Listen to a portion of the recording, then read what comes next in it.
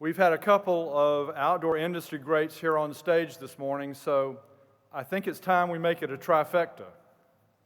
You may remember last year in Nashville, we were fortunate to have Interior Secretary Ken Salazar join us for a special North American Waterfowl Management Plan signing ceremony. Well, this year, we have the pleasure of hearing from our current Secretary of the Interior, Sally Jewell, who was confirmed just last month. Secretary Jewell is no stranger to the outdoor industry, having served as President and CEO of outdoor gear retailer REI, based just up the road in Seattle. She also spent many years building business savvy and a great reputation in the oil and banking industries, all of which have prepared her to lead the Department of Interior in the years ahead. We're very proud to have the Secretary here this morning, so without further ado, please welcome Secretary of the Interior, Sally Jewell.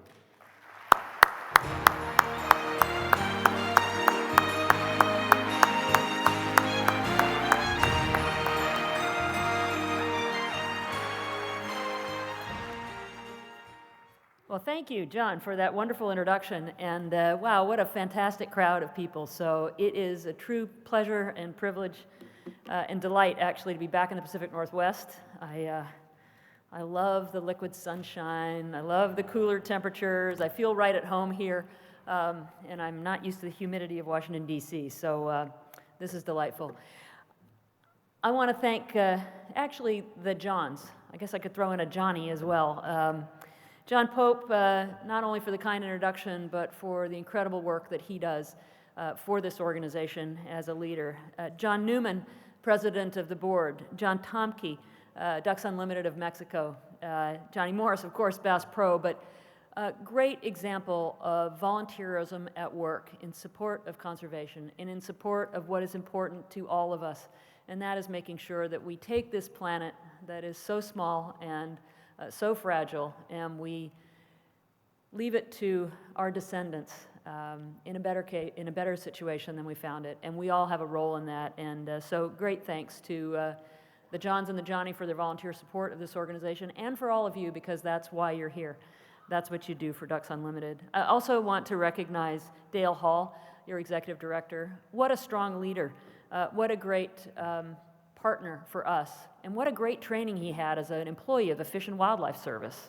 So just want to put a plug in there for my colleagues at the Fish and Wildlife Service and the great training ground that they provide for stewards of the environment in whatever way that stewardship takes place. And so thank you, Dale, for your commitment to this organization and everything you do.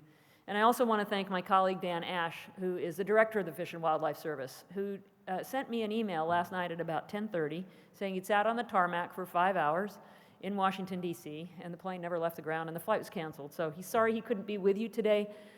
He's sorry he couldn't be with me, as I get to meet many of the employees of the Interior a little bit later on today that dedicate their lives to our environment and to the important uses of our public lands, which are multiple and complicated and important. So thanks to Dan for trying to be there, for spending 5 hours in the tarmac to no avail, but I'm sure he's catching up on his work today. I want to just tell you that, as Johnny mentioned, and I met with the Theodore Roosevelt Conservation Partnership on my first week on the job, I actually met with a number of your colleagues who are having a board meeting, and we had a little reception at the Canadian Embassy my first day on the job, so Ducks Unlimited has certainly been part of my role here. But the outstanding contributions to conservation of our landscape by hunters and anglers, starting, of course, or at least most visibly with Teddy Roosevelt, but being carried on in that great tradition by all of you through your work with Ducks Unlimited, is a model for the world. You understand that waterfowl don't care about national boundaries. You understand that it's about broad landscapes that are necessary to take care of these things that are so important to us. And they don't just benefit those who enjoy duck hunting or bird watching. They benefit people who enjoy a healthy planet, even if they never get out to those places, because everything is interconnected. So thank you for what you do. It makes an enormous difference. So I do have an interesting background, perhaps, for somebody in this job. I have been nearly 40 years in business and nearly 6 weeks in public service. So do I know what I'm doing yet as a public servant? Not fully. I'm getting up to speed. As one of my new cabinet colleagues said, it's not a drink from a fire hose, it's a drink from a water main, which I think is probably true. But I will tell you that I feel like everything I've done over my career has prepared me for this role. I grew up in the Pacific Northwest. I'm an immigrant from England. I came over at age 3. And by the time the young family arrived, my father had been here for 6 months. And one of the first things he did is say, what do people do here? And what he was told by his colleagues at the University of Washington Medical Center was, well, they camp and they hike and they enjoy the outdoors. And he said, well, how do you do that? And they said, well, you go to this little store on Pike Street in downtown Seattle. It's on the 2nd floor above the Green Apple Pie Market, and it's called REI, and it's a co-op. And he joined in 1959, member number 17249. And so it was interesting that I ended up in my career at REI. But we bought a family camping tent, and my first experience in the outdoors was a camping trip to Mount Rainier National Park. And that began a life of enjoyment of the outdoors, recognizing that it's something that I need as a human being. And I would argue all human beings need it as animals. It's what we do. So it has always been a part of my life. It's been a part of your lives, and you're taking care of this for the next generation, and that is so critically important. I worked through college for a subsidiary of General Electric on elements of the Alaska pipeline, like how do you drill through permafrost without having it melt? It's tricky. I worked the first part of my career as an engineer for Mobil Oil in Oklahoma and Colorado. And then I returned to the Northwest because I wanted to live here and became a banker, 19 years in banking. And if you're doing business in the Northwest, you know that so much of our economy is tied into our public lands.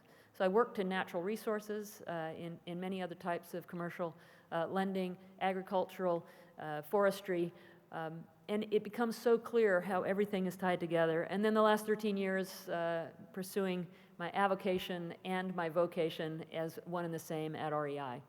And I know Johnny, as he talked about the work of Bass Pro, it's pretty great when you get to work in a business that connects you to nature and the outdoors in a powerful way, but you also understand that it's not just the extraction of our resources that are important, it is taking care of our resources that is important to our economy.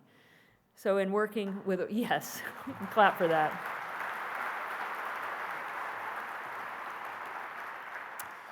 You know, healthy lands and waters support healthy economies. We are an urbanizing population, but our rural communities that are struggling in so many ways, and you certainly feel it here in the state of Oregon, just as you do in so many communities across the country, benefit when they think about how they can use their environment to drive their economies forward. So whether it's that little fly fishing shop or that duck hunting shop, the duck decoys that are appropriate for that particular part of the country or that particular season, outdoor recreation pumps close to $650 billion into the economy and creates 6.1 million jobs. The problem is it is 100 miles wide and a quarter of an inch deep when it comes to political lobbying capacity, relative to some industries that are very deep and narrow and have a powerful voice. So your voice, the voice of Ducks Unlimited, is really, really important in recognizing what we need to do to support these things that are important to everyone, not just this generation, but the future. So I have children myself, and I brought them up enjoying the outdoors. We have a beach cabin that's in South Puget Sound. In fact, I'm going to go there and enjoy this weekend. And one of the things I'm going to do is get in my kayak early in the morning and go on a 10-mile paddle. And what I will see are herons and eagles. I'll see fish. I'll see probably some otters. I'll definitely see some seals. And it will give me the kind of energy that I need that will take me back to Washington, D.C., to give me another 3 months with hardly a day off, because that's a little bit what this job is like. But there is something about connecting to nature that is so important. So at our cabin, we never had any screens, no TV, actually no telephone even. And our children really loved going there. And I think it's because they had my attention, but they also had the ability to play creatively. So many of you know these numbers. But the Kaiser Family Foundation did a study, and it said that children today, ages 6 to 18, spend 56 hours a week in front of a screen and only 30 minutes a week in unstructured outside play. Recess is being canceled in a lot of schools because a focus is being put on testing as opposed to on holistic learning. So when you allow kids to play outside on an unstructured basis, that 30 minutes a week is just not enough. So what happens when you play outside? Well, you don't exercise. You just climb trees, play kick the can, play hide and seek, make up games. You have pine cone fights, which was one of my favorites, because you don't have as many snowballs here in the Northwest, but you got lots of pine cones on the western side. It builds creativity, confidence. It builds conflict resolution skills.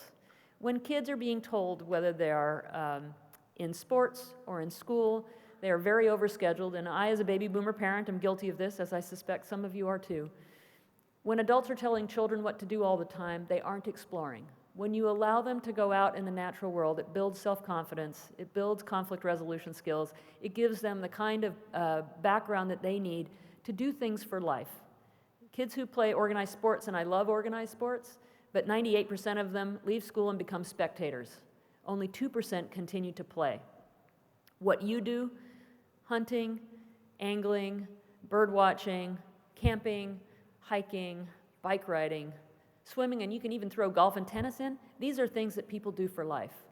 And so we have a job to do in making sure that we introduce that next generation.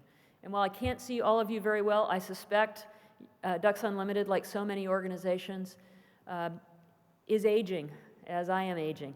And how do we bring young people into Ducks Unlimited, into the outdoors, which is especially challenging at a time when our country is urbanizing. So people are moving to cities, and they're getting more disconnected. So bringing the outdoors into people's everyday lives, which is something we talked a lot about at REI, making sure that people from diverse backgrounds who have not had a history or felt welcome in our public land places feel welcome, and finding opportunities to connect them to nature in a really powerful way close to home is critical. It will be the Ducks Unlimited members of the future. It will be the employees of the Fish and Wildlife Service, or the National Park Service, or the Bureau of Land Management or Reclamation, or the Bureau of Indian Affairs, because this is important also in Native children, American Indian children and Alaska Natives connecting to nature and the outdoors. So some of my priorities are getting kids outdoors. You probably figured that one out. I was yesterday in a park in Portland making a joint announcement of a public-private partnership with Wells Fargo Bank and NIFWIT, the National Fish and Wildlife Foundation, and the Department of the Interior, doing $4.2 million in grants in 22 communities for youth employment. I will also say that this nutty sequester, which is the most absurd thing that a business person has ever come across, which is across-the-board budget cuts, no matter how important these programs are, cuts those programs as well, which is completely nutty. So I ask for your support in thinking about how we engage youth in Ducks Unlimited, how we engage youth in the outdoors, how we support our public agencies along with bringing private businesses together, like Bass Pro Shops, to really make a difference, because it's not the Great Depression. We don't have the Civilian Conservation Corps, but we can learn from the Civilian Conservation Corps and the connection to place that that organization did, and do it for the 21st century. So my predecessor, Ken Salazar, along with other federal agencies, founded the 21 CSC, the 21st Century Conservation Service Corps, to try and work with private businesses, with conservation organizations, and with the federal government to really bring this back. When you engage a young person, as we were doing yesterday in a park in Portland, whether it's pulling weeds, planting trees, picking up garbage, they will never go by any park, and certainly not that park, and look at it the same way. Just a quick story. I've been working in conservation for a long time, and a particular project I have that I've been working on in the Puget Sound area is called the Mountains to Sound Greenway, and it's making sure I-90 doesn't look like I-70 out of Denver, doesn't look like Orange County. How can we develop thoughtfully and support economic activity? And Dan Evans, a famous politician from Washington State, 3-term governor, said, "Sally, anytime I drive along I-90, I always look for my tree." And I said, "Your tree?" And he said, "Yes." He said, "I planted a tree when I was a Boy Scout at 10 years old, and it's still there. And every time I drive I-90, I think about my tree." That tree is now 76 years old.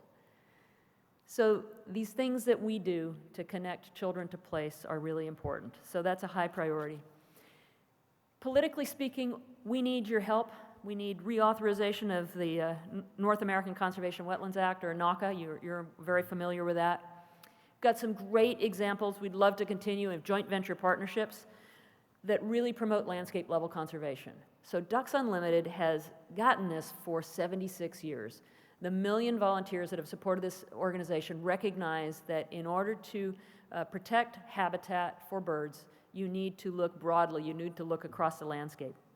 So joint venture partnerships that enable us to do that, like for example the prairie pothole region, is critically important in the Dakotas. The Dakota Grasslands Conservation Area is a good example of this. I was in the Everglades a few weeks ago, another great example of public-private partnerships coming together. And I spoke with the governor of Florida about the importance of working with us to bridge the Tamiami Trail and to continue the Florida Everglades restoration. And he understands how important this is to the state of Florida. And that landscape level look is something that we need your help in continuing to do. Thank you for your support of the federal duck stamp program, for the checks you write every year, and for agreeing to write a larger check, a $25 check, for that duck stamp this year. You know that that is put to good use and really, really critical for this work. And last, in terms of priorities, I want to talk about the Land and Water Conservation Fund, a great piece of legislation written almost 50 years ago that said if we're going to drill for oil and gas offshore, let's mitigate it by bringing money onshore to take care of places that are so special to us. And so it was a great piece of legislation. Unfortunately, only once in its almost 50-year history has it actually been appropriated to the level that it's funded to, which is $900 million. So in the President's 2014 budget, we are asking for mandatory funding of a portion of the LWCF, Land and Water Conservation Fund, at $600 million, and by 2015, getting it up to the full $900 million. And you will understand better than any other group that this money is so critical for protecting those spaces that you need from willing buyers and willing sellers to take care of these conservation landscapes. And by the way, they have supported every single county across the United States over the course of their 50-year history. So you bring a very powerful voice as citizens, and I ask you to get engaged, to work with your elected officials, to help them understand that conservation is about jobs, it is about thoughtful management of the landscape, it is about habitat, and most importantly, it's about delivering a planet to our descendants, to the people that we are borrowing this planet from, and the critters we are borrowing this planet from, so that they are here for many years to come. So I can't do it alone. I need your partnership. I appreciate your support. You are volunteers that make an enormous difference, and our country, our continent, benefits from the great stewardship that you provide. So I'm going to be a partner with you in these efforts. I really look forward to working with Ducks Unlimited, not only over the time that I'm in this job, but for many years to come. So thank you for your great work.